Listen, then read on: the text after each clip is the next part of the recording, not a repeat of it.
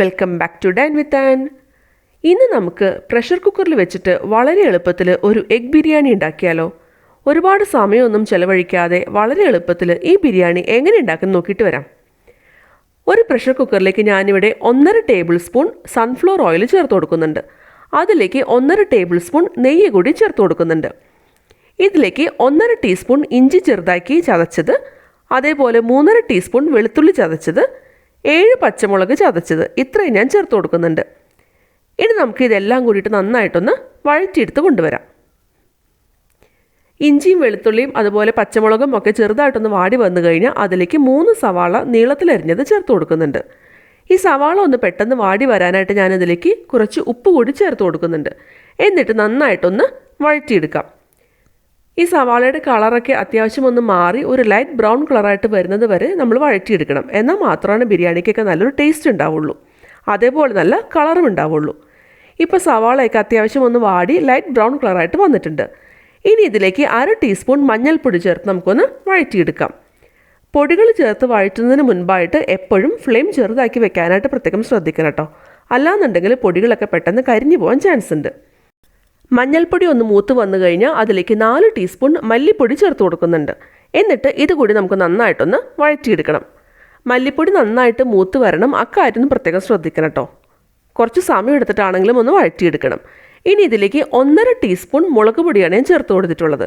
നിങ്ങളുടെ ഓരോരുത്തരുടെയും എരിവിനനുസരിച്ചിട്ട് നിങ്ങൾക്ക് മുളക് പൊടിയുടെയും അതുപോലെ പച്ചമുളകിൻ്റെയൊക്കെ അളവൊക്കെ വ്യത്യാസം വരുത്താം കേട്ടോ. മുളക് പൊടി മൂത്ത് കഴിഞ്ഞാൽ അതിലേക്ക് ഒരു 1/2 ടീസ്പൂൺ ഗരം മസാല കൂടി ചേർത്ത് കൊടുക്കുന്നുണ്ട്. ഇതെല്ലാം കൂടിയിട്ട് നന്നായിട്ടൊന്ന് വഴറ്റിയെടുക്കാം. മസാലപ്പൊടികളുടെ എല്ലാം പച്ചമണമൊക്കെ ഒന്ന് മാറി വന്നു കഴിഞ്ഞാൽ അതിലേക്ക് 2 തക്കാളി ചെറുതാക്കി അരിഞ്ഞതും ചേർത്ത് കൊടുക്കുന്നുണ്ട്.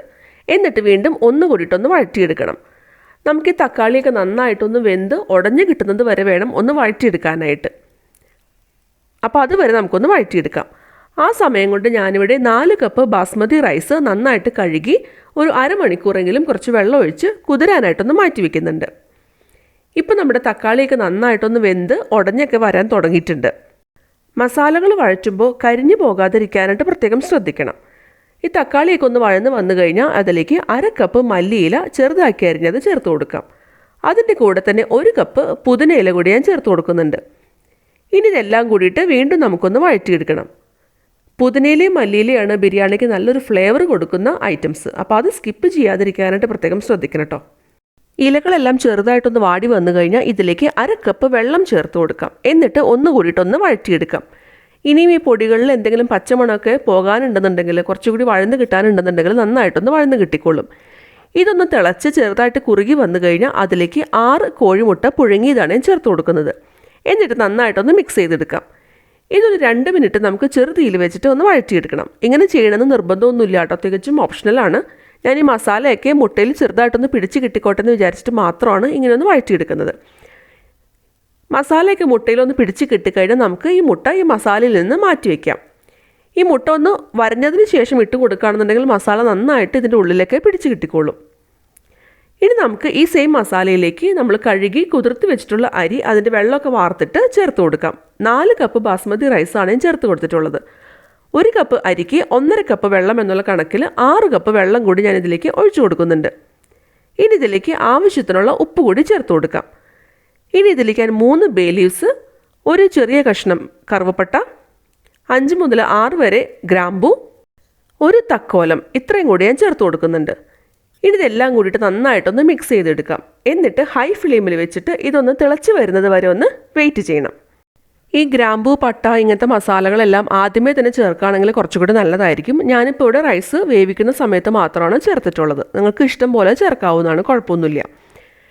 ഇതിപ്പോൾ അരിയൊക്കെ ചേർത്തതിന് ശേഷം ഒന്ന് തിളച്ച് വരാനായിട്ട് തുടങ്ങുന്നുണ്ട്. ഈ തിള വരുന്ന സമയത്ത് നമുക്ക് നന്നായിട്ടൊന്ന് മിക്സ് ചെയ്ത് കൊടുക്കാം. അടിയിലൊന്നും പിടിക്കാതെ ചെറുതായിട്ടൊന്ന് മിക്സ് ചെയ്യാം. എന്നിട്ട് ഇതൊന്ന് മൂടി വെച്ച് വെയിറ്റും ഇട്ട് കൊടുക്കണം. എന്നിട്ട് ഏറ്റവും ലോവസ്റ്റ് ഫ്ലെയിമിൽ വെച്ചിട്ട് 10 മിനിറ്റ് ഒന്ന് കുക്ക് ചെയ്തെടുക്കാം. 10 മിനിറ്റ് കഴിഞ്ഞ് നമുക്കിതിൻ്റെ ഫ്ലെയിം ഓഫ് ചെയ്യാം. എന്നിട്ട് ഇതിനകത്തുള്ള പ്രഷറൊക്കെ തന്നെ റിലീസ് ആകുന്നത് വരെ നമുക്കൊന്ന് വെയിറ്റ് ചെയ്യണം. അതിന് മുൻപായിട്ട് നമ്മളിതിൻ്റെ പ്രഷർ റിലീസ് ചെയ്ത് കളയാനും പാടില്ല, ഇതിൻ്റെ അടപ്പ് തുറക്കാനും പാടില്ല. ഇപ്പോൾ കുക്കറിൽ ഫുൾ പ്രഷറും റിലീസായിട്ട് വന്നിട്ടുണ്ട്. ഇനി നമുക്ക് ഇതിൻ്റെ അടപ്പ് ഒന്ന് തുറന്ന് നോക്കാം. ഇത് തുറക്കുമ്പോൾ ഒരു നല്ലൊരു ഫ്ലേവറാണ് വരുന്നത്. നിങ്ങൾക്ക് കാണുമ്പോൾ തന്നെ അറിയാം ഈ റൈസൊക്കെ പെർഫെക്റ്റ് ആയിട്ട് വെന്ത് വന്നിട്ടുണ്ട്. ഒട്ടും കുഴഞ്ഞു പോകാതെ ഈ അരിയൊന്നും തമ്മിൽ ഒട്ടിപ്പിടിക്കാതെ നല്ല പെർഫെക്റ്റ് ആയിട്ട് ടേസ്റ്റി ആയിട്ട് നമ്മുടെ ബിരിയാണി റൈസ് ഇവിടെ വന്നിട്ടുണ്ട്. ഇതെപ്പോഴും ഒരു ഫോർക്ക് വെച്ചിട്ട് മിക്സ് ചെയ്യുന്നതാണ് നല്ലത്. അങ്ങനെയാണെന്നുണ്ടെങ്കിൽ ഈ ചോറ് തമ്മിൽ ഒട്ടും ഒട്ടിപ്പിടിക്കില്ല.